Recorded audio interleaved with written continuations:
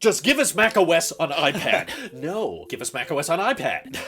Nah. Well, if you're gonna be so difficult about it, then I'm not gonna tell anybody to get the iPad 10th generation. Well, true.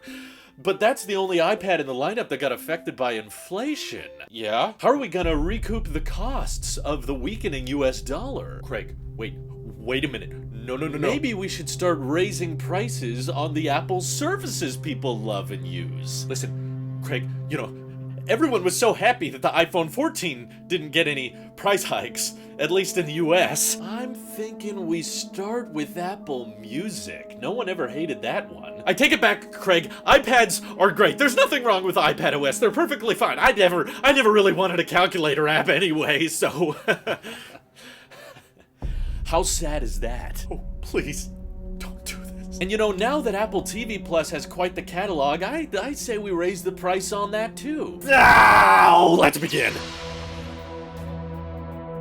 Well, this was bound to happen eventually. Apple launched a lot of these services way back in 2019, and there's been a lot of inflation since then. So just for keeping up with the times, it made sense to increase prices. Frankly, I'm kind of surprised Apple made it this far without increasing them, just because all other streaming services have gotten a lot more expensive in the past couple years. But my thought process was, in the past, Apple was just trying to gain market share and get a lot of people's attention with TV Plus. So they didn't really care if it ran at a loss or was too expensive. But now that they've probably captured a large demographic and a lot of people are just used to paying for it, these price hikes don't sound too unreasonable. But yes, Apple has raised the price of Apple TV Plus by quite a bit, $2 a month extra. Now, to be fair, it was probably the cheapest, ad-free premium streaming service out there, but it also had the smallest catalog. But now, as that catalog continues to grow, $7 a month is probably gonna be justifiable to most of you that are already paying for it. And if you're not paying for it, it's even more so not justifiable. So it's probably a safe price hike, but that means a $20 increase if you're paying for Apple TV Plus annually. So a crisp $69 a year. You just had to do it, didn't you, Craig? But that's probably not what's gonna hurt the most. It's likely Apple Music, which is by far, we don't have the data on this, but I'm convinced by far one of, if not the most common Apple subscription out there, especially considering you can even get that on Android. How many Android Apple services are actually supported? But that just got a $1 increase to now $11 a month, but still, 10% up than what it was previously. And of course, a $10 increase on the annual plan, meaning it now costs $109 per year, and even the family plan went up. A $2 increase, so now $17 a month if you want everybody in the family to have Apple Music. That one's probably gonna get a lot of people thinking because of comparing the prices to, YouTube Premium, which is going up, and Spotify. Probably because so many prices are going up at the same time, not that many people are gonna switch, but we're all just starting to feel the pressure of inflation now. But this, of course, brings price hikes to Apple One as well, because both of these services are standard pretty much on every Apple One plan, which means the individual plan has now gone up $2 a month, so $17 for the cheapest possible Apple One plan. And for the family plan, it's a $3 increase, so Apple One Family now starts at $23 a month, and the crazy one, Apple One Premier, which is the only way to get 4 terabytes of iCloud storage, unfortunately, now starting at $33 a month. And man, those numbers sure are scary, but basically inevitable when we're in the economic climate that we're in right now, especially when Disney Plus, who's kind of the big bad mouse on the block, is able to justify raising prices and adding commercials. Netflix at the same time is charging $8 a month for an ad-supported tier, and of course, it's mostly just crap on Netflix, whereas Apple gets to justify that they have their Emmy award-winning and critically acclaimed TV Plus shows with no ads, all streaming at 4K and HDR and all that for only $7 a month. But realistically, there are still ads on TV Plus. They're just ads for other shows on TV Plus, whereas Netflix is advertising probably everything, so you can expect all kinds of car insurance commercials there. But I think it says a lot about Apple's confidence in services. On the earnings calls, Apple does not bring up